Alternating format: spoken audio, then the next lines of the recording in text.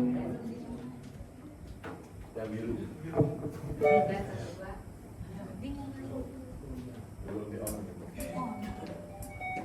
Ya, oke.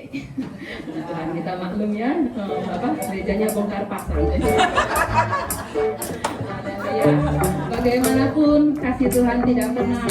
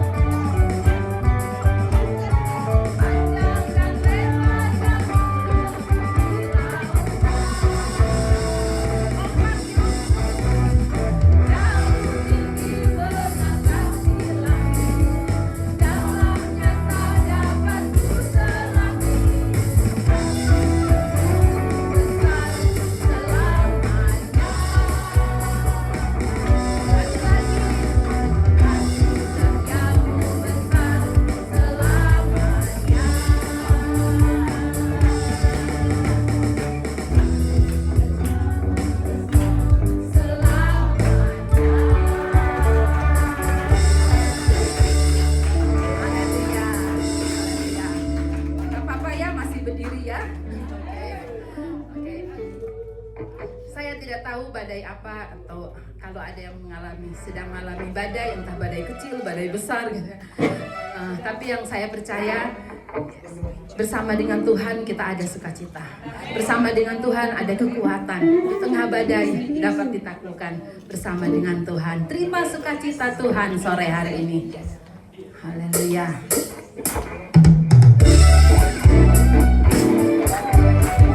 Dengan iman kami terima sukacita. Haleluya. Yesus, terima kasih Tuhan, Kau hadir di tengah kami.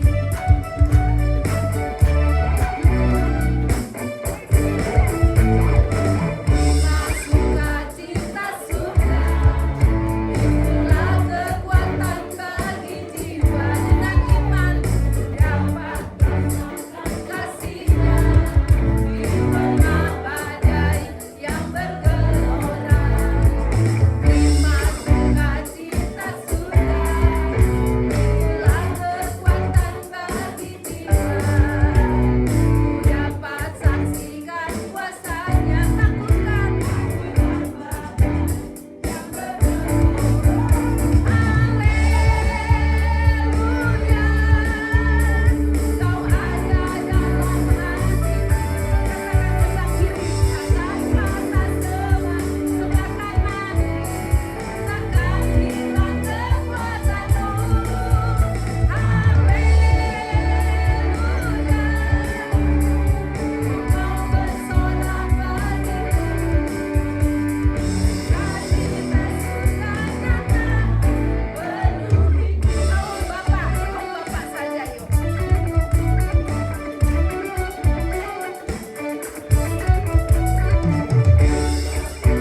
Haleluya.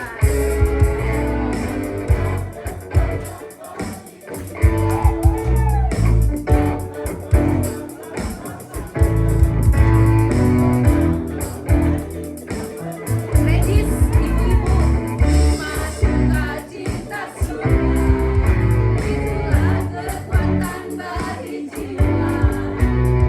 Dapat saksikan kuasa-Nya, taklukkan badai yang bergelora. Haleluya, Kau ada dalam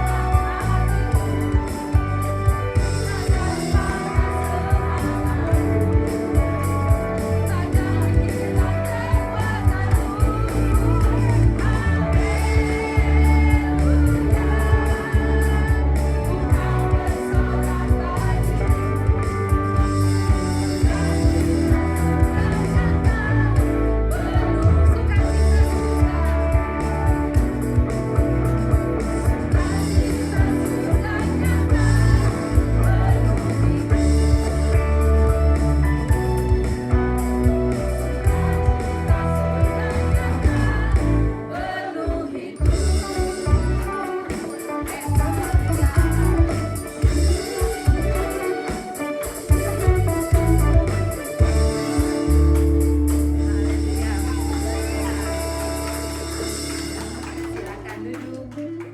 Yes, please be seated. Ya, kemarin hari Jumat 7:38 ya. Kita belajar biarlah kata-kata kita satu dengan yang lain saling membangun, saling menguatkan. Tidak ada kata-kata menghakimi, memfitnah, apalagi gosip. Kalau bisa gospel yang kita sampaikan. Saya percaya ada ayat mas ya yang boleh saudara bagikan untuk menguatkan. Sebelah kiri, sebelah kanan Bapak Ibu. Mungkin boleh berdua ya. Ambil waktu sebentar ya, 2-3 menit. Boleh dibagikan. Ada ayat mas tahun ini, bulan ini, atau hari ini. Grup kecil-kecil berdua boleh, atau bertiga boleh. Yang boleh menguatkan.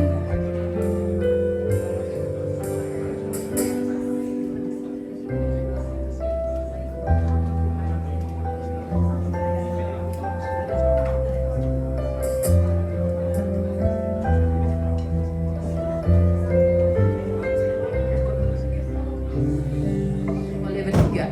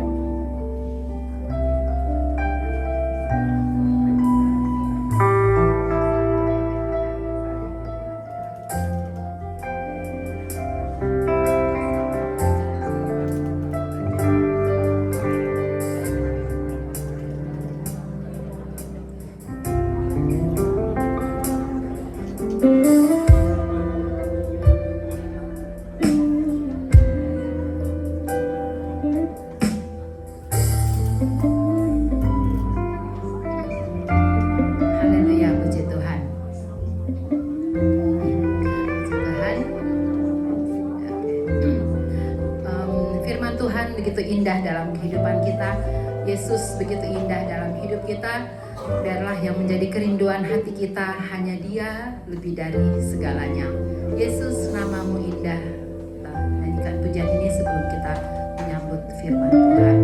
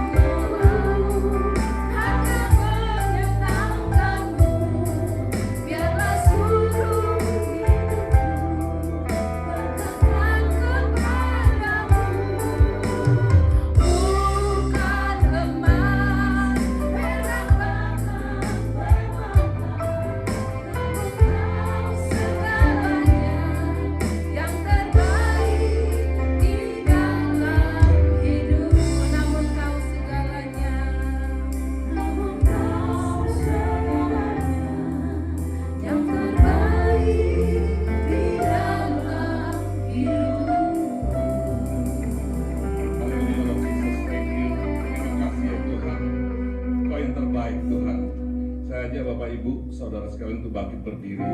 Kita arahkan tangan kita kepada anak-anak kita dan kita percaya Bapak Ibu semuanya, mereka dari sejak kecil mereka akan excellent. Bahkan hidup mereka akan menjadi satu kesaksian bagi nama Tuhan. Saya minta untuk Ibu Juni untuk berdoa untuk anak-anak. Bapak, kami melihat bahwa semua anak ini adalah pilihan-Mu Tuhan. Kami tahu Tuhan, anak ini adalah anak panah di tangan-Mu Tuhan yang akan melesat jauh ke depan. Kami melihat masa depan ada di dalam mereka.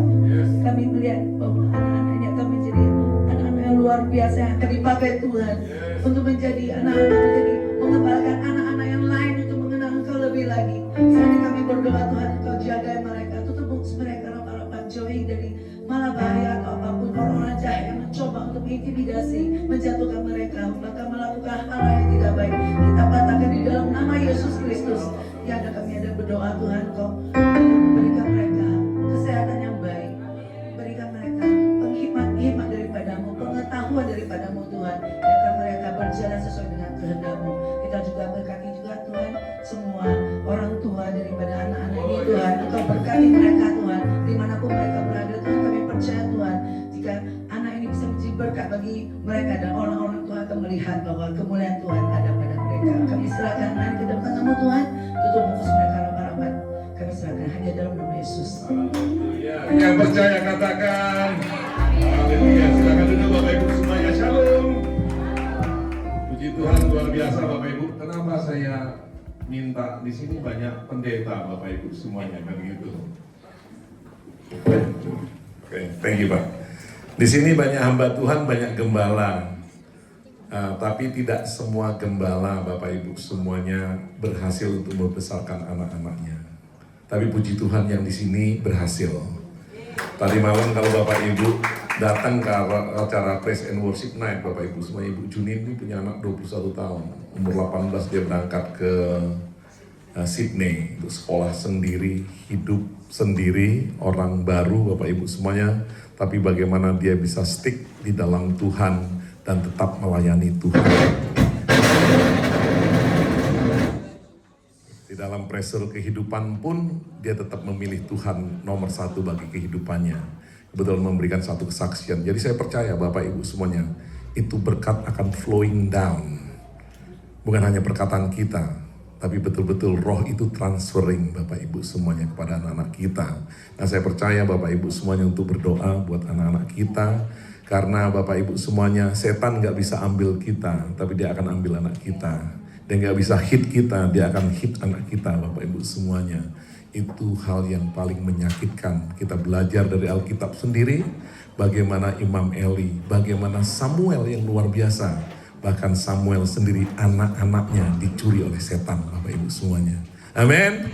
Nah hari ini kita kedatangan hamba Tuhan. Ada Pak Sugi di sini, papanya Ivy. Luar biasa, kemarin bertiba. Nah di sini ada Pak Hans. Nah ini giliran Pak Hans ini. Nah ini Pak Hans, Ibu Juni, ada Rizky dari Batam. Di situ ada Ibu Wani juga dari Batam. Pak Sugi juga bersama Ibu itu kan gitu, bersama Ibu Cincin, sang penari. Kan gitu. Tapi puji Tuhan, oh di sini ada Ibu Mari dan Bapak. Ya bukan, saya mau nyebutnya Bapak ini. Ukulele, karena dia bapaknya ukulele, kan gitu. Nah puji Tuhan, selamat datang Pak Niko, Tuhan Yesus memberkati. Nah saya minta Pak Hans, silahkan aja untuk share firman Tuhan dan berdoa buat gerejanya, silahkan Pak. Oke, semuanya masih dalam antusias? Karena ini jam rawan. Tapi saya percaya di dalam hadirat Tuhan, semuanya kita tetap on fire, kita tetap antusias. Dan siap untuk belajar firman Tuhan? Oke, sebelum kita mulai, katakan kanan kiri Anda, senang bisa melihat Anda beribadah di tempat ini. Ya, mungkin di sebelah Anda belum Anda kenal, mungkin di sebelah Anda kalau Anda belum kenal, boleh saling berkenalan dulu ya Bapak Ibu ya. Karena kita di dalam satu keluarga besar, kita bisa saling menyapa satu dengan yang lain.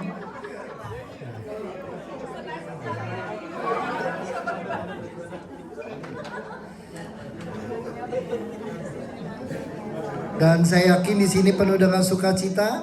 Yang penuh dengan sukacita katakan amin. Oke, sekali lagi shalom semuanya. Shalom, apa kabar? Luar biasa, selamat sore. Dan pastinya mari kita persiapkan hati. Sebelum kita masuk dalam firman Tuhan, mari kita bersatu dalam doa. Segala ucapan syukur hanya bagi Engkau ya Tuhan. Terlebih pada sore hari ini, kami membawa hati kami membawa kerinduan hati kami untuk melihat, mendatang, mendekat kepada Engkau ya Tuhan. Tuhan ajarin kami di dalam kebenaran firman-Mu, dan kami percaya ada kekuatan yang baru, ada iman yang akan Tuhan perbarui, ada pengharapan yang Tuhan sediakan. Dan kami percaya lewat firman Tuhan, kami akan melihat bagaimana pengenapan janji Tuhan akan tergenapi. Dan melalui firman Tuhan, Tuhan telah memberikan segala sesuatu apa yang akan Tuhan kerjakan dalam kehidupan kami. Tuhan ajarin kami, datanglah kerajaan-Mu, jadilah kehendak-Mu, sehingga apapun yang menjadi kehendak-Mu bisa seturut di dalam apa yang Tuhan percayakan bagi kami. Tuhan berkati gereja-Mu, berkati seluruh jemaat-Mu di tempat ini. Kami percaya ada urapan yang luar biasa akan terjadi di tempat ini. Dan kami akan melihat bagaimana kuasa Tuhan untuk terus membangkitkan gereja yang luar biasa ini, dan jiwa-jiwa akan semakin Tuhan tambahkan. Terima kasih ya Tuhan. Dan sebentar lagi kami akan mendengar kebenaran firman Tuhan. Tutup bungkus setiap daripada kami, dan kami percaya setiap firman Tuhan akan bertumbuh di dalam hati kami, bahkan akan berbuah, bahkan semakin lebat. Dan karena ada firman Tuhan yang di dalam hati kami. Terima kasih Tuhan. Hanya di dalam nama Tuhan Yesus Kristus yang percaya akan kuasa firman Tuhan. Mari kita sama-sama katakan amin, amin, amin, amin. Oke, sebelum kita mulai, pastinya saya bersyukur hari ini diberi kesempatan. Terima kasih oleh gembala Anda, Pastor Ivan dan istri Ibu Ruth, telah memberikan kami istri dan anak untuk bisa melayani di GBS Sampok. Dan kami bersyukur selama kami ada di Melbourne, dan kami melihat bagaimana cara Tuhan bekerja atas gerejanya. Dan saya percaya Tuhan akan terus membangkitkan gereja-gereja yang akan semakin dahsyat dengan jemaat yang penuh dengan urapan Tuhan. Dan sebelum kita memulai, izinkan saya untuk memperkenalkan diri saya. Ada pepatah berkata, tak kenal maka harus berkenalan, ya. Tak kenal maka harus berkenalan gitu. Kalau nggak berkenalan maka nggak sayang. Oke, nama saya Aprianto, biasa orang sebut Han, ya. Kalau asalnya bukan dari Batam, asal aslinya saya dari Medan. Ada dari sini suku kita Batak. Horas. Ada lagi yang dari Batak. Horas. Karena selama ini saya lagi cari BPK. Ibu boleh rekomen di mana ada BPK di Melbourne gitu. Ya BPK nggak tahu ya. BPK itu bukan bapak, tapi babi panggang karo. Ya, jadi tulisannya BPK. Jadi bukan singkatan dari bapak, ya. Jadi artinya babi panggang karo. Ya, kalau saya bicara tentang dari keluarga kita Batak pasti tahu, betul ya Bapak ya? Ya, dan pastinya kami asli dari Medan. Waktu kami dipercayakan 8 tahun yang lalu untuk merintis di gereja, dan kami dipercaya untuk hadir di kota Batam. Dan kami merintis gereja dari awal, dari nol, dari beberapa orang. Karena pada masa kami diutus ke Batam, kami tidak kenal siapapun. Kami tidak punya saudara, tidak punya teman. Yang kami cuma tahu ada beberapa jemaat yang ada di Medan. Kami coba hubungin. Sesudah kami coba hubungin, akhirnya terkumpullah beberapa orang, mulailah dalam bentuk komsel. Ya, kita mulai dari beberapa komsel. Dan puji Tuhan, bukan karena kuat gagah manusia, bukan karena kehebatan apa yang menjadi manusia lakukan, tapi semua harus percaya atas kehendak Tuhan. Di dalam kehendak Tuhan, akhirnya Tuhan melipat gandakan apa yang Tuhan percayakan. Dan di Batam kami berhasil menjadikan 3 gereja, yaitu ada di Kota Batam, di Batu Haji, dan ada di Tanjung Pinang. Kalau saya sebut ini Bapak Ibu mungkin bengong, apa itu? Ya, tapi nggak apa-apa, anggap aja sebagai informasi. Next kalau ke Batam minimal Bapak Ibu tahu ada Batu Haji, ada Tanjung Pinang. Kalau Tanjung Pinang itu terkenalnya namanya Kota Bintan. Tahu ya Bintan ya? Bintan itu Lagoy. Dan itu pemandangannya tidak kalah dengan Bali. Kayak saya Menteri Pariwisata aja di sini. Saya tidak iklan tentang Kota Batam, tapi hari ini saya bicara tentang firman Tuhan.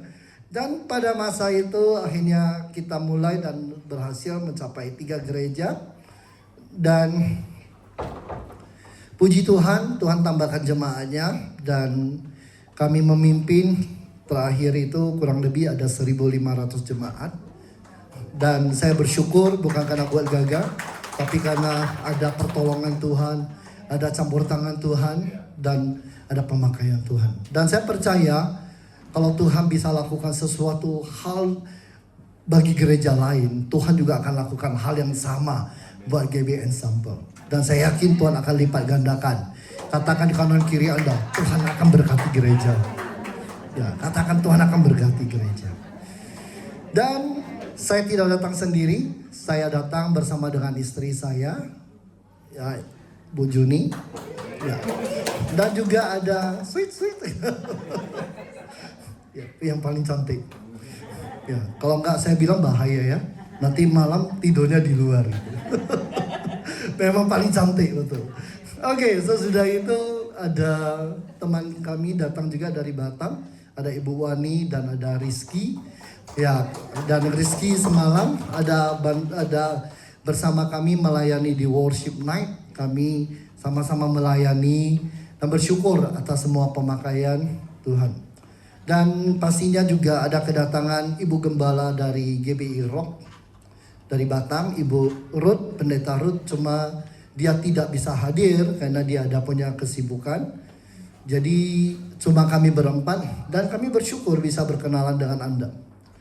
Dan besok kami akan kembali ke Batam. Doakan semoga semuanya, bukan semoga, pastikan. Nah, semoga itu masih bahaya tuh. Ya, doakan kami tiba dalam keadaan selamat. Oke, dan pastinya kami juga akan berkumpul kembali. Kalau Tuhan izinkan semuanya berjalan baik, anak kami akan wisuda di bulan 9 di Sydney. Kami akan kembali ke Australia di bulan 9. Dan pastikan dengan waktu yang kami akan coba sediakan yang terbaik, kami akan berkunjung bertemu dengan Bapak Ibu kembali di Melbourne. Ya, yes, saya sangat antusias karena selama saya di sini saya sangat dilayani dengan baik oleh Bapak Gembala Anda, Pastor Ivan dan beberapa teman-teman yang lain, dan kami sangat belajar banyak. Ya, di sini Pak Ivan ajarin, oh kalau harus lewat sini harus ini, terus bicara kota. Seakan-akan saya sudah netap di sini. Iya, tapi tadi seperti yang Pastor Ivan katakan, di sini banyak hamba Tuhan, betul ya? Ada banyak hamba Tuhan. Izinkan saya bukan menggurui, tapi hari ini kita berbagi satu dengan yang lain, dan biarlah firman Tuhan ini saling menguatkan satu dengan yang lain. Sebenarnya karena banyak hamba Tuhan sebenarnya nggak usah khotbah lagi ya Pak ya. Kita cukup nyanyi aja gitu. Tapi kita percaya semuanya di dalam coveran Tuhan, semuanya di dalam kasih Tuhan, maka semuanya akan semakin baik. Hari ini saya akan memulai, sebelum firman Tuhan, saya akan memulai sebuah kisah. Ada seorang pemborong, dia kerja di sebuah developer. Dan dia sudah kerja sekian lama dengan developer ini. Dan dia membangun begitu banyak buat developer itu. Sampai ada satu masa dia merasa dia sudah cukup berumur. Dan dia merasa dia sudah cukup, udah kalau gitu saya harus pensiun. Ya. Dan datanglah dia menjumpai sang bosnya. Dia bicara dengan bos. bos, saya sudah ikut Anda puluhan tahun. Dan saya sudah mengikuti Anda begitu banyak. Dan begitu banyak karya-karya sudah kita lakukan bersama. Ya, dan bosnya itu juga iya. Terus bosnya tanya, oke, jadi mau apa? Bos, jadi hari ini saya jumpa bos. Tujuannya saya mau minta resign, saya mau pensiun. Saya akan tinggal di daerah yang lebih tenang. Saya tidak memulai lagi karena anak saya sudah besar. Dia cerita tentang kehidupannya. Tapi bosnya itu tidak menjawab iya. Tapi bosnya itu langsung berkata, oke, tapi sebelum saya izinkan kamu pensiun, saya minta kamu bangun satu rumah. Kamu harus bangun satu rumah lagi. Begitu dia dengar ini, sang pemborong ini kecewa. Dia merasa harusnya bos ini kasih dia kesempatan untuk dia bisa pensiun. Tapi dengan masa dia mau pensiun, kenapa dia masih ditahan-tahan lagi? Dan harus lakukan membangun satu rumah lagi. Dan akhirnya dengan semua keluhan, dengan semua perasaan galau, dengan semua apa yang dia merasa susah, akhirnya dengan keterpaksaan dia itu, dia mulai membangun rumah. Tapi bosnya ada pesan, kali ini rumah ini saya mau semuanya the best. Kayu yang the best, pintu semuanya the best. Saya tidak mau pakai bekas, saya juga nggak mau bahan yang murahan, tapi saya mau semuanya yang terbaik. Bisa nggak? Oh, oke.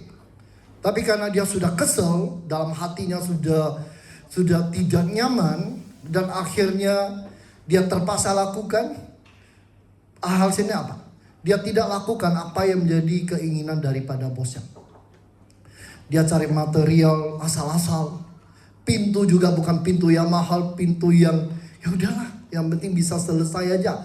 Karena dia merasa harusnya biasanya satu bangunan selesai 8 bulan sampai 1 tahun, karena bangunannya besar. Dia coba ya, karena dia mau pensiun, dia coba cepat. Dan akhirnya dalam 3-4 bulan rumah itu terbangun dengan selesai. Sesudah selesai, dia ketemu bosnya. Bos, rumah yang bos bilang ini sudah selesai.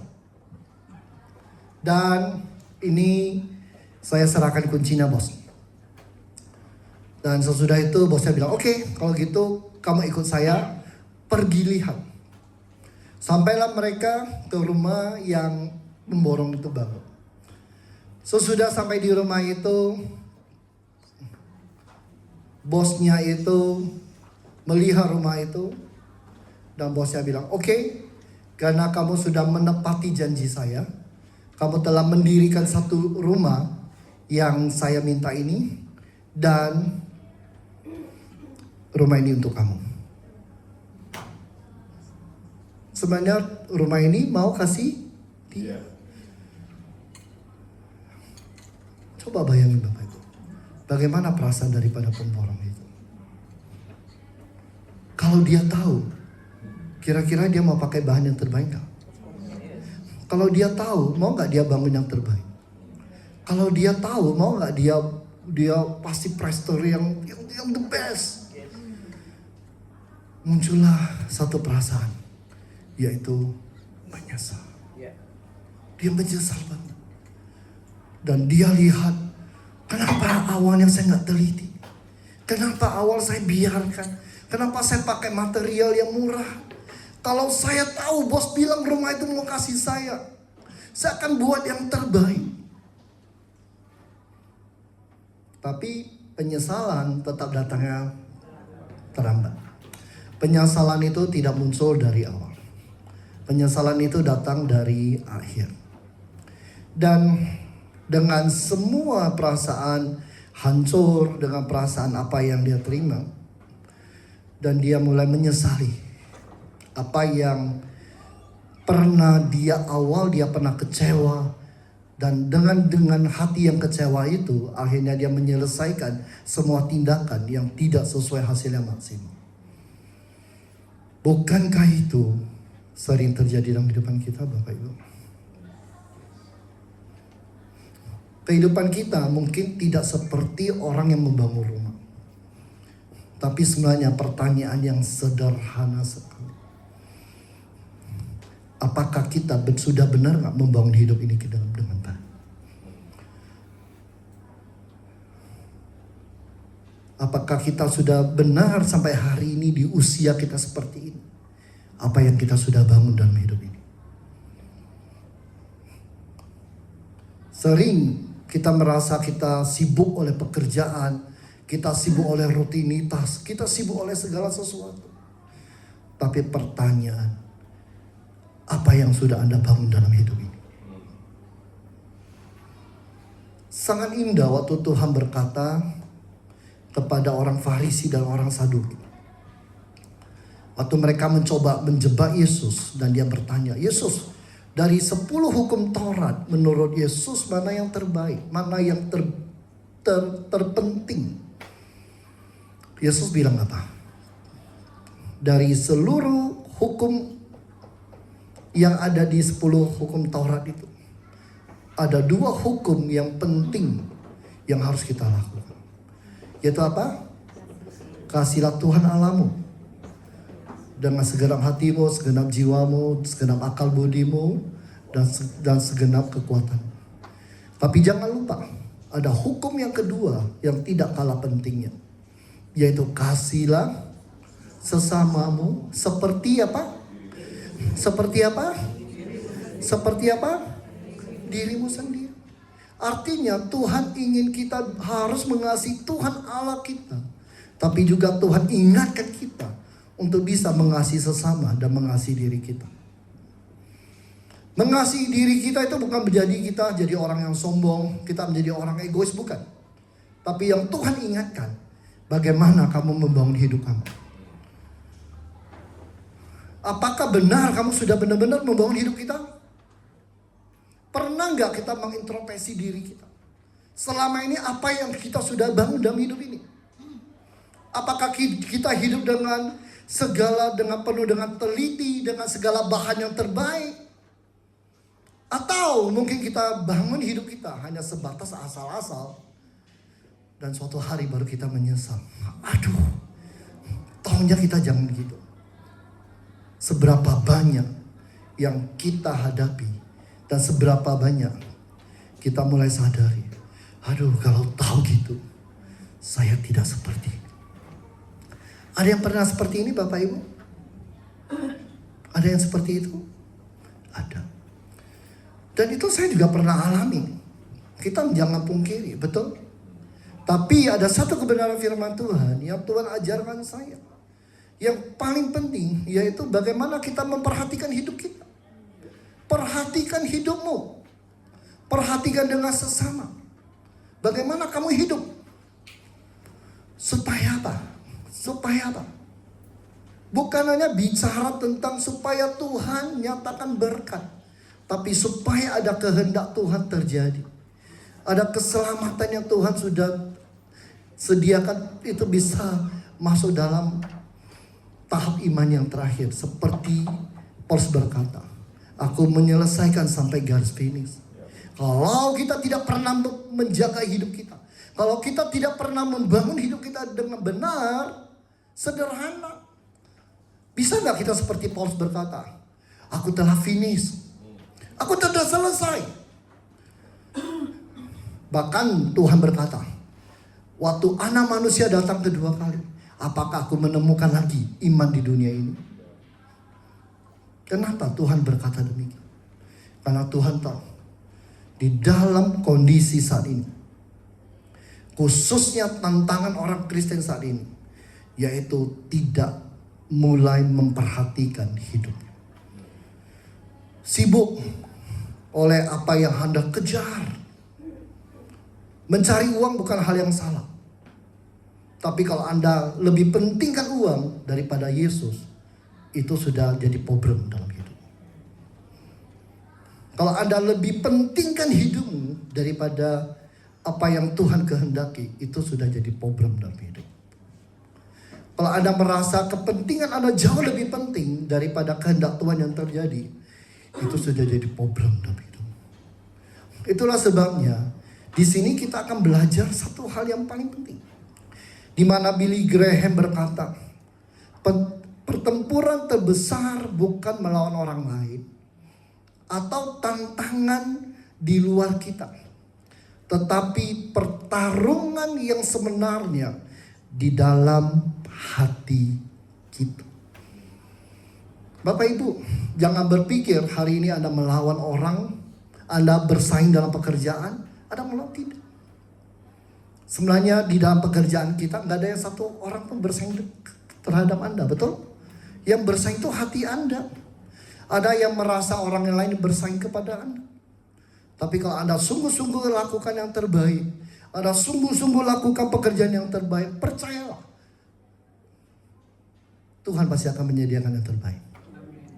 Enggak perlu dong kita berpikir kita punya persaing dengan ini, dengan ini. Kenapa? Karena itu muncul kenapa? Karena kita tidak pernah membereskan hati kita. Kita tidak pernah menjaga kehidupan kita. Dan kita merasa selama ini kita berjuang melawan orang-orang yang ada di sekeliling kita. Tapi sebenarnya firman Tuhan katakan, pertempuran yang sesungguhnya yang tidak pernah kita sadari dan sering kita abaikan, yaitu apa? Hatimu. Makanya ada firman Tuhan berkata, di mana hartamu berada, di situ hatimu berada. Kenapa Tuhan ingatkan kita demikian? Bukankah Tuhan juga berjanji ingin memberkati kita? Tuhan ingin memberkati kita, tapi Tuhan juga ingin kita menjaga hati kita. Itulah yang paling penting. Tapi apa yang terjadi dalam masa sekarang? Di dalam era teknologi yang begitu tinggi, tekanan pekerjaan yang begitu berat, situasi ekonomi yang tidak stabil, betul ya? Peperangan yang ada di mana-mana. Kita nggak tahu 5 tahun lagi, 10 tahun lagi akan seperti apa yang akan terjadi. Maka sering membuat kita tidak bisa melihat apa yang akan kita lakukan. Akhirnya kita tidak bisa menjaga hati kita. Kita terjebak oleh, wah kita harus cepat-cepat dapat uang yang banyak.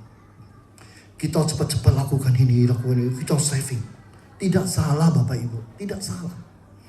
Tapi yang salah, Anda lupa siapa sumber berkat yang sebenarnya yang sediain bagi kita. Itu masalahnya.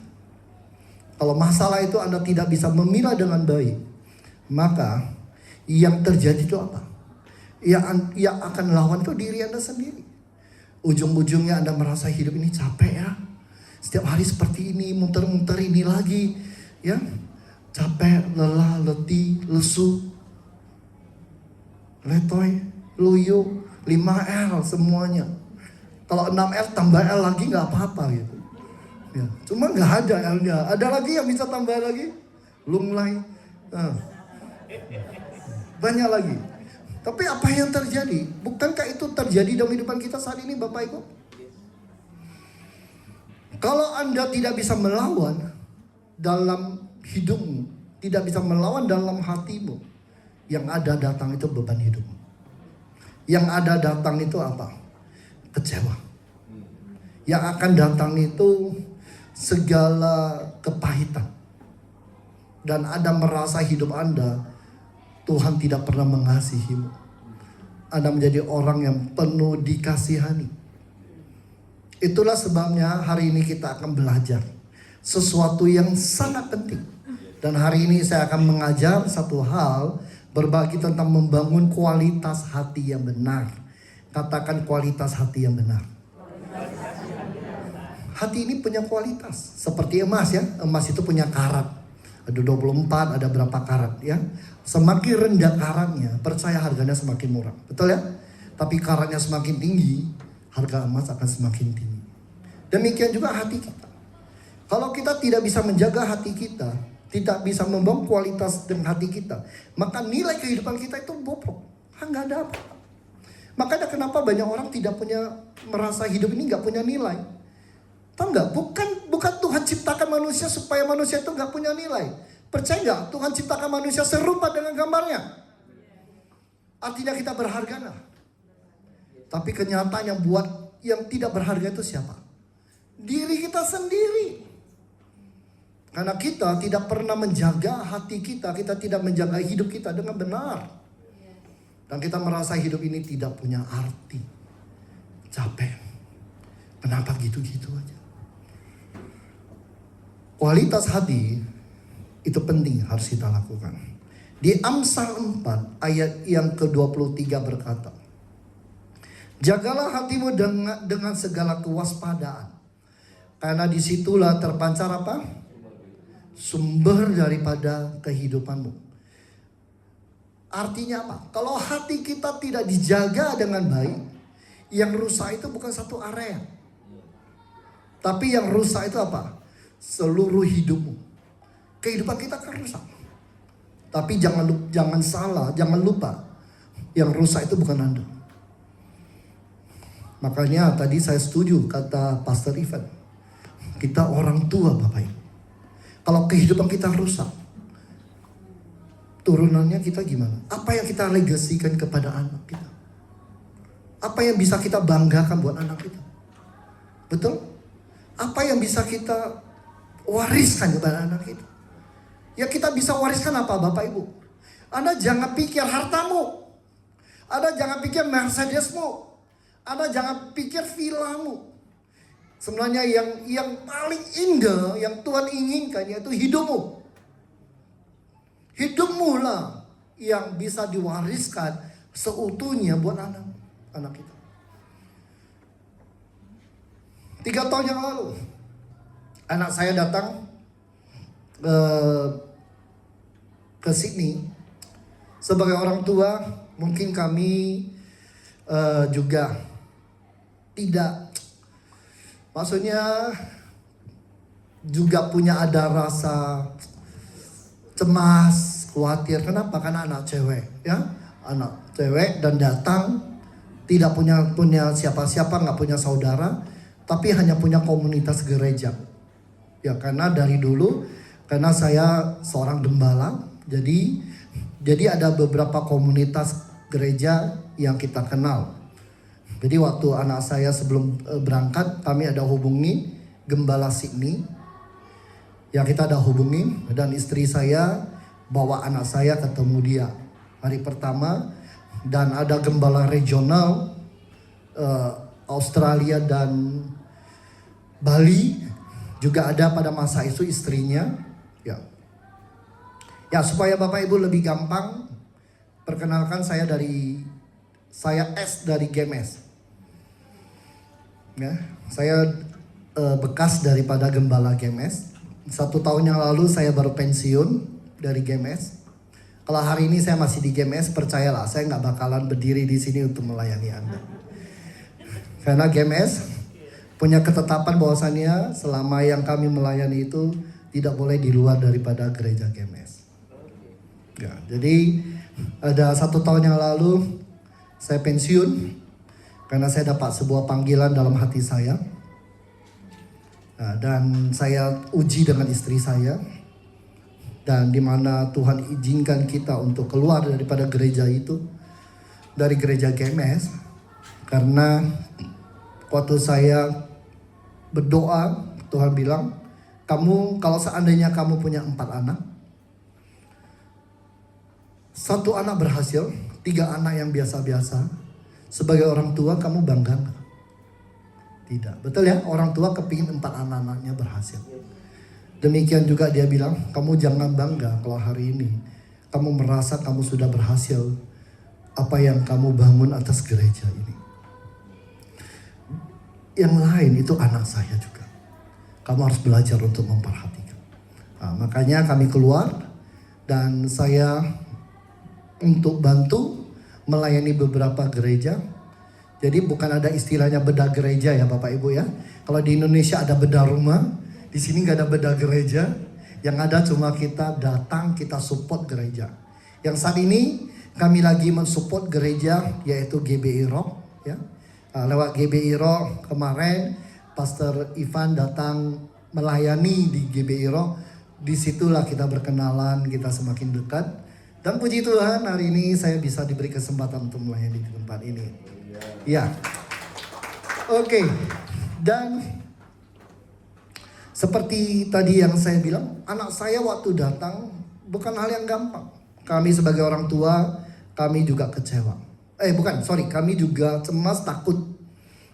Tidak ada kecewa, takut. Tapi karena satu hal yang kami percaya bahwasanya kalau anak saya, kalau Tuhan izinkan sampai dia ada di Sydney, maka saya percaya bukan karena kehebatan kita sebagai manusia. Saya ada satu kesaksian yang luar biasa. Waktu anak saya mau datang ke sini, kita sebagai suami istri kita bahas, gimana ya biayanya mahal, betul ya? Apalagi anak saya mau datang, katanya tahun pertama nggak boleh kerja. Tahun pertama harus kuliah, bla bla bla, terus setiap bulan harus berapa. Dan saya discuss karena kami punya satu rumah di Medan dan kami tidak jadi tempati karena kami harus pindah ke Batam. Akhirnya kami putuskan untuk jual rumah itu dan kami hitung jual rumah itu cukup untuk anak saya selesaikan sampai dia kuliah. Kalau nggak salah total masa kuliah itu berapa? 3M. Nah, jadi kami hitung, rumah ini kalau dijual cocok sih, harganya cocok gitu. Ya udah, jadi anak kami datang, puji Tuhan dia datang. Dan sembari itu kami juga cari agent properti untuk jual rumah. Tahu nggak Bapak Ibu, Tuhan itu baik. Tahu nggak kenapa Tuhan itu baik? Karena rumah itu nggak terjual. Benar. Kalau rumah itu terjual, hari ini saya nggak katakan Tuhan itu baik. Anda jangan salah. Nah, makanya di sini kita perlu hati kita ya benar. Saya bersyukur 3 tahun anak saya selesai tanpa harus jual rumah. Sampai hari ini kita sampai bingung. Kok bisa ya? Kok bisa ya? Percaya nggak pertolongan Tuhan tetap indah pada waktunya? Tuhan bukan bicara tentang tepat pada waktunya, tapi indah. Ada Yahweh di situ. Artinya ada sesuatu yang Tuhan akan selesaikan dengan baik. Kami mengandalkan kekuatan kami. Kami pikir untuk menyelesaikan kuliah anak saya cukup dengan jual rumah. Tapi Tuhan bilang bukan. Saya bisa selesaikan anak kamu kuliah tanpa kamu harus jual rumah. Demikian juga kalau Tuhan mau tolong Anda, Bapak Ibu, gampang, tinggal muter balik telapak tangan aja. Dan itu sudah Tuhan nyatakan bagi kami. Kalau Anda tanyain kepada saya, kami juga nggak habis pikir kok bisa sampai hari ini anak saya selesai. Dan saya bilang God is good, kenapa? Karena aset kami tidak terjual. Kalau kami jual, ya one day kami jual, ya pasti ada rencana kami pindah ke sini ya Pak ya. Amin. Pindah ke Melbourne gitu. Jadi saya lagi titoan dengan Pak Ivan. Doakan semuanya berjalan baik. Nah, tapi yang saya luar biasa ini, waktu anak saya datang, saya tidak memakai surat sakti. Biasanya banyak gembala memakai surat sakti. Tahu nggak surat sakti? Karena ini anak gembala, maka datang harus melayani, dapat porsi pelayanan, dapat ini, dapat ini, dapat ini, dapat ini. Segala sesuatu yang lebih privilege, betul nggak? Saya pesan anak saya, tidak ada surat sakti. Kalau you mau melayani, melayanilah dari nol, tidak ada embel-embel dari bapak kamu. Anak saya di Jakarta juga sama, dia melayani di GMS Jakarta, dia juga sama. Bahkan kami ke Jakarta aja, gembalanya ketemu kami ngobrol. Saya bilang, anak gua pelayanan loh di gereja lo. Ya, yang mana? Yang itu anak lu ya? Oh ya. Saya bilang, untung kamu gak marahin dia kan? Aku ya di dia. Kenapa? Karena kami gak pernah kasih surat sakti. Tahu gak yang kami kasih apa? Warisan. Warisan apa? Hidup kami. Orang dia melihat, anak kami melihat kami melayani. Kalau hari ini Anda melayani, sebenarnya Anda mewariskan segala sesuatu yang terbaik buat anak Anda, Bapak Ibu. Makanya firman Tuhan berkata, jagalah hidupmu, jagalah hatimu. Karena akan terpancar kehidupanmu, dan lewat kehidupanmu, ya akan legasikan kepada apa? Itu kepada kehidupan anak. Pertanyaan, apa yang Anda wariskan hari ini untuk anakmu? Pernah nggak Anda pikirkan? Makanya hidup ini jangan asal-asal Bapak Ibu. Kalau Anda asal-asal, Anda nggak bisa apapun yang Anda bisa legasikan kepada anak. Itulah sebabnya hari ini kita akan belajar satu hal yang sangat penting.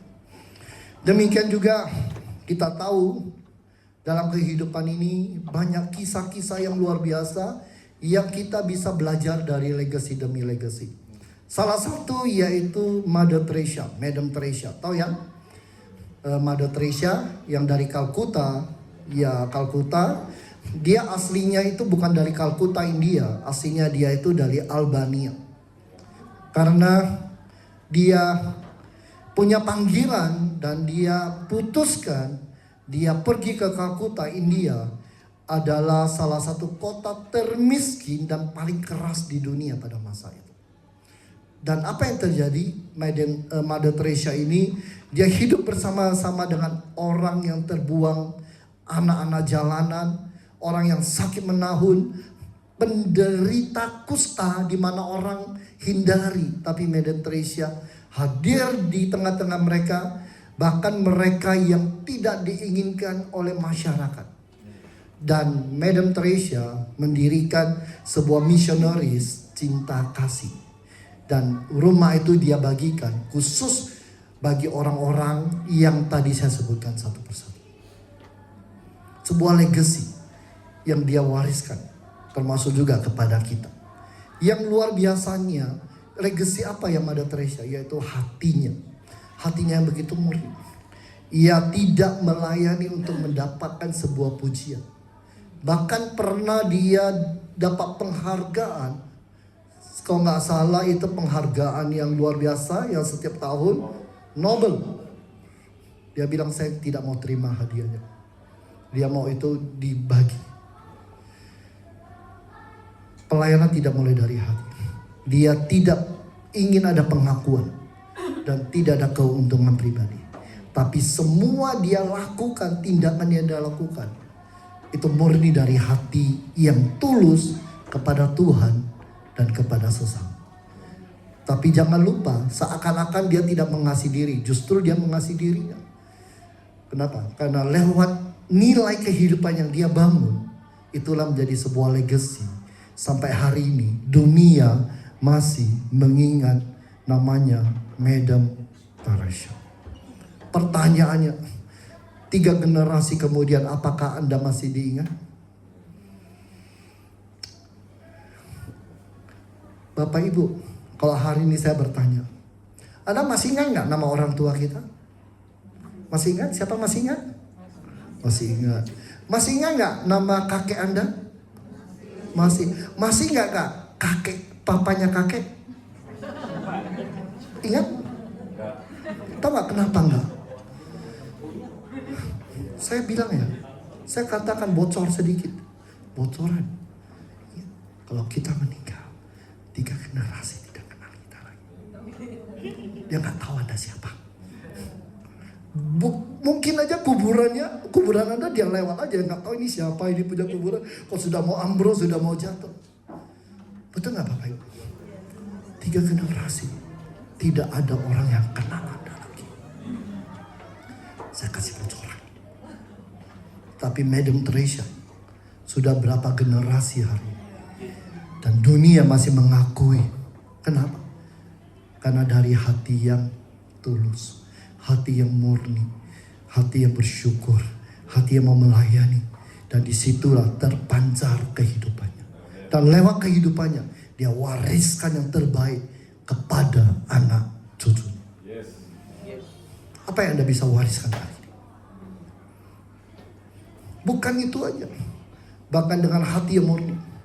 Alkitab mencatat begitu banyak mujizat terjadi. Hati itu bukan berbicara tentang respon tindakan kita. Tapi lewat sebuah tindakan juga. Banyak orang disembuhkan.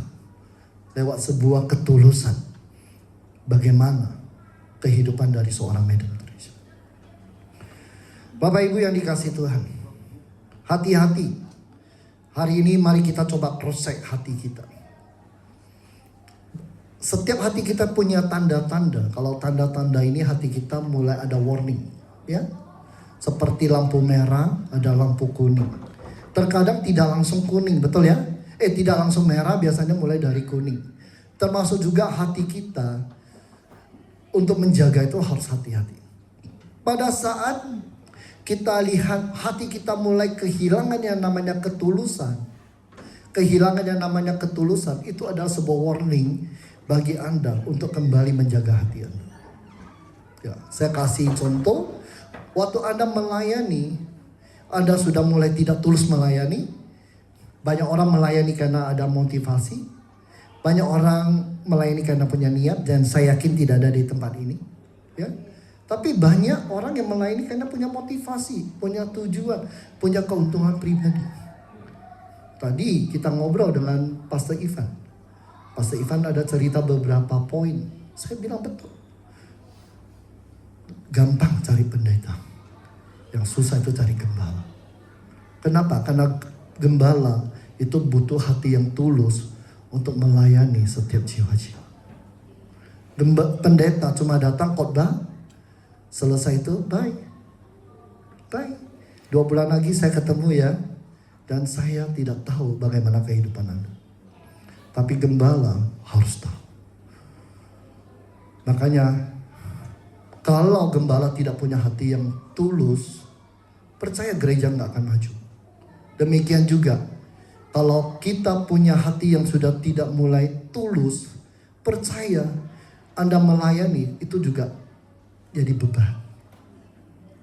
Seberapa banyak di antara kita waktu melayani itu mulai merasa beban banget ya. Aduh capek ya pelayanan. Kami melayani 23 tahun. Tahu kami melayani itu dari awal. Kami melayani sebagai mission trip. Mission trip itu kalau di gereja kami di GMS 23 tahun kami melayani.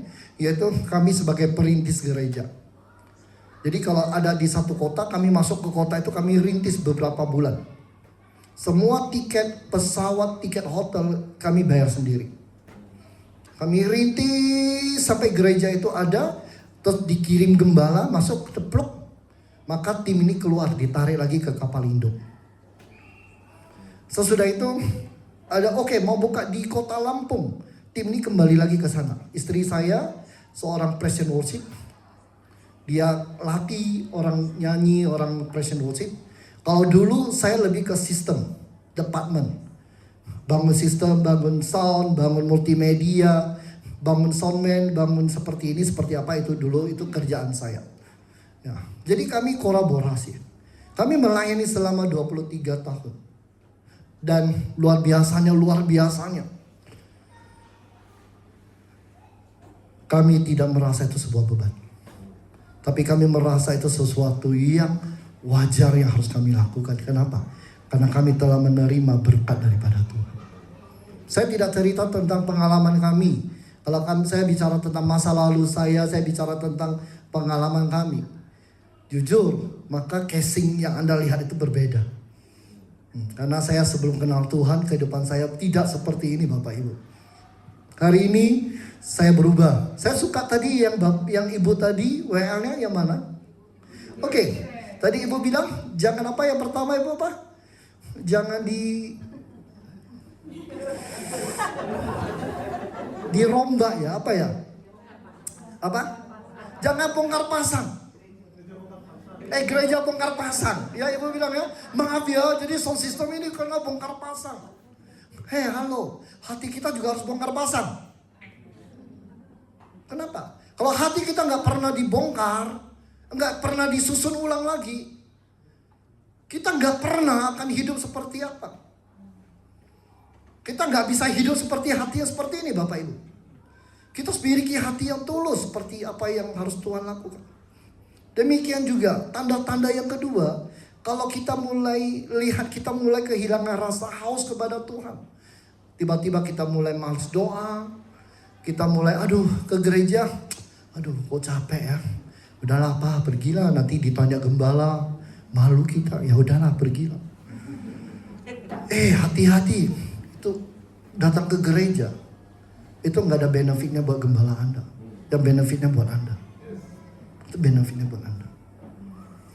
Kalau bicara pelayanan, saya minggu lalu melayani di Singapura Jumat Sabtu Minggu. Kami datang di sini, kami juga melayani. Dan senang. Karena bagi saya pelayanan itu adalah sesuatu yang seharusnya. Kenapa? Karena saya masih haus kepada Tuhan. Kalau hari ini Anda sudah mulai tidak haus kepada Tuhan, hati-hati. Bapak Ibu, sedikit bocoran. Anda masih cinta nggak pasangan Anda? Mau tahu tanda-tanda Anda masih cinta pasangan Anda? Mau tahu? Masih ada rasa hausnya nggak? Kalau rasa hausnya sudah nggak ada, sudah warning keluarga Anda. Betul ya? Sama Tuhan sama. Kalau Tuhan itu Anda melekat, dan itu harus dimulai dari hati. Demikian juga, kalau Anda mulai hidup dalam perasaan, bukan dalam kebenaran. Anda sudah mulai lagi, waktu Anda diberkati Tuhan Anda semangat. Tapi waktu Anda tidak diberkati Tuhan, Anda mulai males lah, menjauh. Itu bicara perasaan Anda, bukan kebenaran. Maka itu adalah tanda-tanda Bapak Ibu. Itu hati-hati sekali. Oke? Ya. Dan hari ini, dan saya sedikit informasi kasih Bapak Ibu supaya kita sama-sama bisa all out hari ini. Tadi saya waktu di mobil saya tanya Pastor Ivan, saya kasih waktu berapa lama untuk khotbah, untuk sharing. Pastor Ivan bilang bebas. Saya suka bebas. Kenapa? Karena istri saya tahu kalau saya pegang mic itu bisa 3-4 jam. Betul ya? Pastor Ivan ya?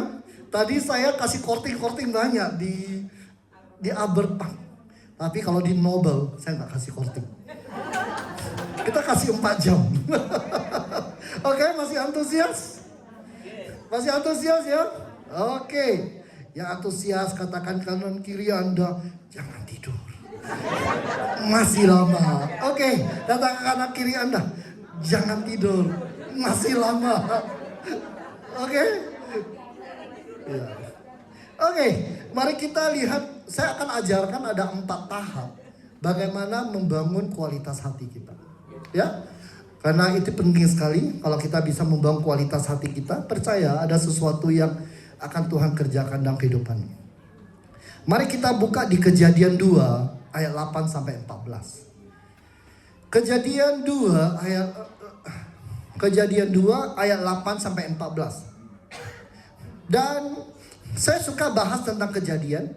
Kenapa kejadian itu ada sesuatu hal yang penting mutlak harus kita dalami. Karena kitab Kejadian itu berbicara tentang blueprint-nya Yesus. Tentang planning awal bagaimana Tuhan merancangkan kehidupan manusia. Bapak Ibu, kalau hari ini Anda bangun rumah, Anda butuh blueprint nggak? Butuh, betul ya? Anda harus bangun seperti apa? Harus punya DNA. Dan termasuk juga kejadian. Dan saya ambil dari satu kisah ini. Kisah ini kita akan belajar bagaimana cara Tuhan membawa Adam dan Hawa untuk belajar membangun hati. Mari kita lihat di ayat ke-8. 3, 2, 1, mari kita baca. Di sebelah timur, disitulah di tempatnya manusia yang dibentuknya itu. Ayat ke-9. Pohon dari bumi dan menarik dan yang baik untuk dimakan buahnya, dan pohon kehidupan di tengah-tengah taman itu, serta pohon pengetahuan tentang apa yang baik dan apa yang jahat. Dan di ayat ke-10, ada suatu sungai mengalir dari Eden yang membasahi taman itu. Dari situ sungai itu terbagi menjadi apa? Ada berapa? Ada 4 cabang. Dan yang pertama Alkitab mencatat itu disebut apa? Pison. Katakan apa? Pison. Yakni yang mengalir mengelilingi seluruh tanah Hawila, tempat emas ada. Dan emas itu dan emas dari negeri itu baik. Di sana ada damar, dan terus ada batu krisopras. Ayat ke-13. Sungai yang kedua disebut apa? Nama yang kedua disebut apa? Ada Pison, ada Gihon. Sesudah itu yakni yang mengalir seluruh tanah Kus. Ya. Dan yang terakhir, yang ketiga, yaitu sungai Tigris, yakni mengalir di sebelah timur Asyur, dan yang terakhir disebut sungai Efrat. Bapak Ibu yang dikasihi Tuhan, ada satu hal yang menarik di Taman Eden. Waktu Tuhan menjadikan Taman Eden dengan satu tujuan supaya manusia hidup mempunyai kehidupan yang jauh lebih baik. Makanya Taman Eden itu Tuhan sediakan begitu banyak. Ada emas, ada batu, ada damar. Termasuk juga ada banyak pohon-pohon, buah-buahnya itu enak, sedap dimakan. Betul? Tuhan sediakan, artinya Taman Eden itu the best. Bagi manusia, itu the best. Tapi yang luar biasanya lagi, sesudah Tuhan ciptakan, Tuhan pesan kepada Adam. Adam, kamu harus lakukan apa? Kasih nama. Betul ya? Ingat ya, kasih nama. Kadang-kadang aku pikir ya, Adam itu hebat. Benar. Kita hafal nama binatang aja, kita nggak hafal. Boleh nggak kita ngetes? Bapak Ibu bisa nggak sebutkan 10 nama binatang? 20, 30, 40, 50, kita sudah kewalahan. Adam itu bisa hafal. Kita aja lewat kucing kita tulis. Di situ nggak ada kertas, nggak ada handphone foto dulu. Sekarang kan gampang, nggak mau makan foto dulu, tahu mau makan apa. Gitu. Dulu nggak ada. Tapi Adam bisa hafal. Ini kucing. Kalau kita, mungkin aja kita lupa. Semalam ini kucing atau anjing ya? Atau babi ya? Kok kayak mirip-mirip, semuanya berkaki 4 gitu. Tapi Adam itu luar biasa. Tapi yang lebih luar biasanya lagi, Tuhan kita. Tuhan pesan Adam kasih nama.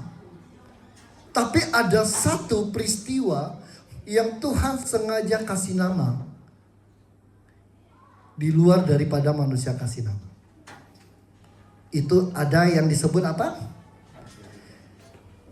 Pison, Gihon, ada Tigris, dan ada Efrat. Itu Tuhan yang sengaja kasih nama. Kalau Tuhan kasih nama, percayalah, itu bukan sesuatu yang asal-asal. Tapi itu ada sesuatu yang sangat penting yang harus kita pahami dari maksud itu.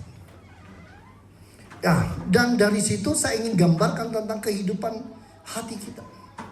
Maka Tuhan ajarkan kepada hati kita bagaimana cara kita membangun hati kita.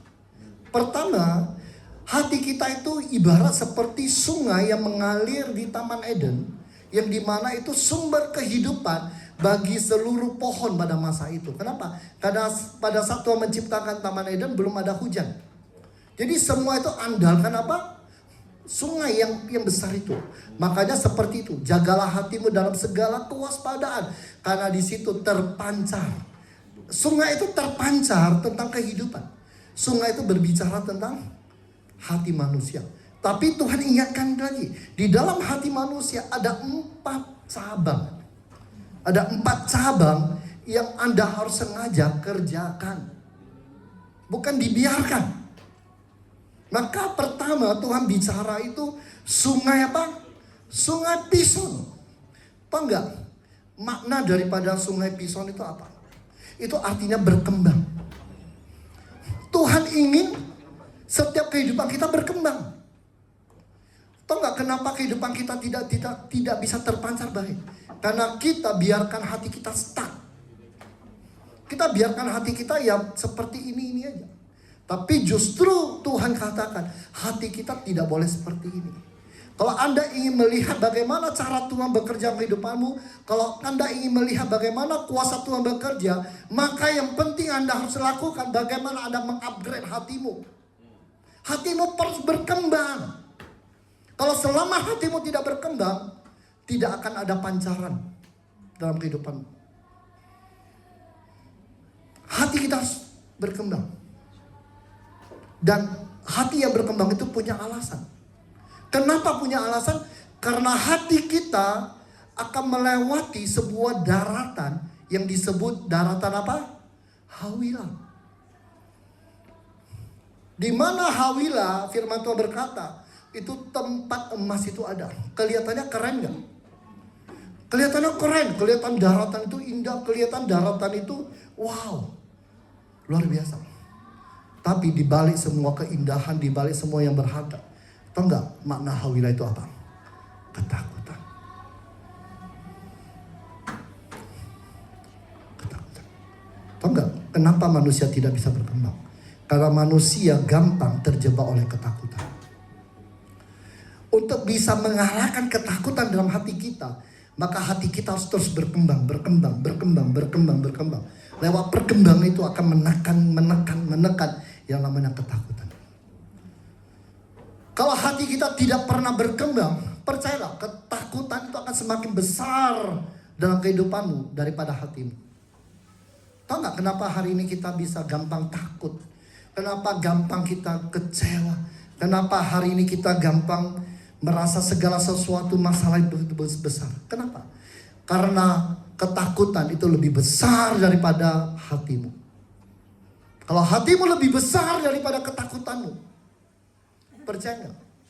Hari ini Anda hidup berbeda. Hidup kita berbeda. Kita tidak akan menjadi orang yang terintimidasi lagi. Kita tidak akan menjadi orang yang penuh dengan ketakutan. Karena Tuhan tidak pernah memberikan kita roh ketakutan. Yang Tuhan berikan kita roh kekuatan, ketertiban dan kasih. Tapi untuk bisa menerima kekuatan, ketertiban dan kasih, maka Tuhan butuh apa? Hati kita tuh harus mengalami upgrade, berkembang. Pertanyaan sederhana, hati kita berkembang gak saat hari ini Bapak Ibu? Jangan pikir hati Anda berkembang. Seberapa banyak di antara kita lebih banyak ketakutan daripada hati kita berkembang. Ketakutan itu wajar, takut itu wajar. Supaya kita hati-hati. Kita nyetir mobil takut ketabrak, itu baik supaya kita tidak mengalami kecelakaan, betul ya? Tapi kalau kita ketakutan, terlalu ketakutan, kita nggak bisa nyetir mobil, betul? Akhirnya beli mobil juga percuma. Ada nggak yang beli mobil percuma? Enggak kan? Kenapa? Karena kalian berhasil mengalahkan ketakutan itu. Betul nggak Bapak Ibu? Tapi berapa banyak kehidupan Anda banyak terintimidasi oleh ketakutan. Makanya Tuhan berkata, Anda butuh yang namanya sungai Pison. Kalau hatimu tidak pernah dialirin oleh sungai Pison, maka ketakutan itu akan terus menghantam Anda, menjatuhkan Anda, membuat Anda tidak berdaya.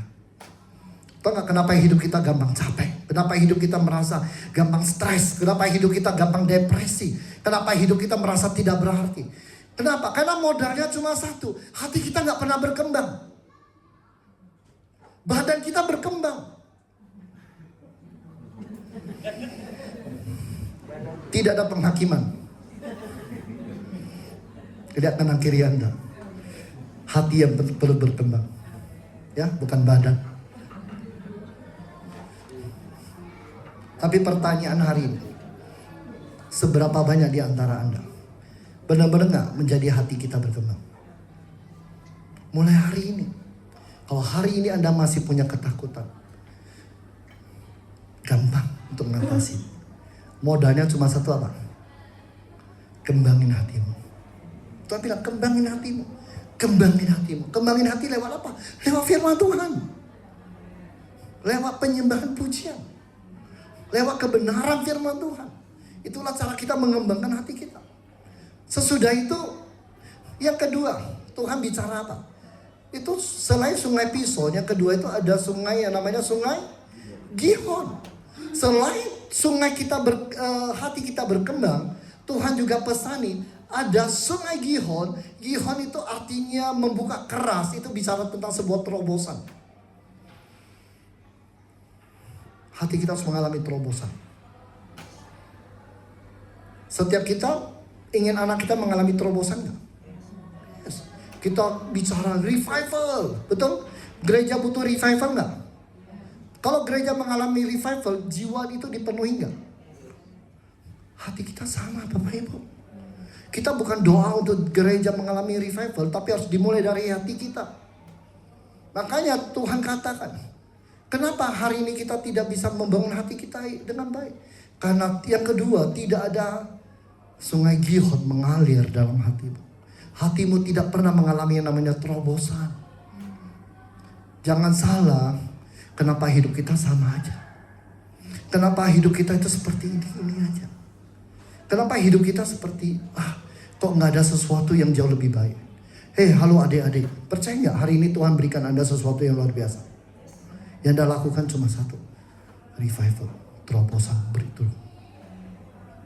Hati kita harus dimulai itu. Kenapa hati kita perlu yang namanya revival, sebuah terobosan? Kenapa? Karena sungai Gihon mengalir ke daerah apa? Kush. Tahu nggak kenapa Kush? Kush itu artinya apa? Kush itu artinya kegelapan. Saya tidak bercerita tentang makna Kush itu. Sebenarnya Kush itu punya silsilah. Itu dari Nuh masuk ke sejarah itu, masuk ke Babel, dan semua itu berbicara tentang kegelapan. Yang kedua yang buat hidup kita tidak berkembang, hati kita berkembang, karena kita sering terjebak dalam kehidupan kegelapan. Kita nggak suka yang namanya kebenaran firman Tuhan. Kita lebih suka dengan dosa. Kalau selama dosa itu masih mengikat Anda, jangan salahkan mujizat Tuhan tidak bekerja. Jangan salahkan Anda tidak melihat kuasa Tuhan terjadi dalam kehidupan. Di mana apa yang mengikat? Halo Bapak Ibu? Dosa. Kegelapan. Maka untuk bisa melewati yang namanya dosa, bisa mengikis yang namanya dosa, Tuhan katakan apa? Anda butuh yang namanya apa? Sungai Gihon. Hatimu harus mengalami terobosan. Harus terobos. Harus semangat. Harus mengalami revival. Jangan bermain dosa. Jangan terikat oleh dosa. Harus tumpas dosa. Sehingga kehidupan Anda tidak gelap lagi. Ya. Tapi kehidupan Anda menjadi anak Allah. Anak terang. Anak terang itu disebut anak waris.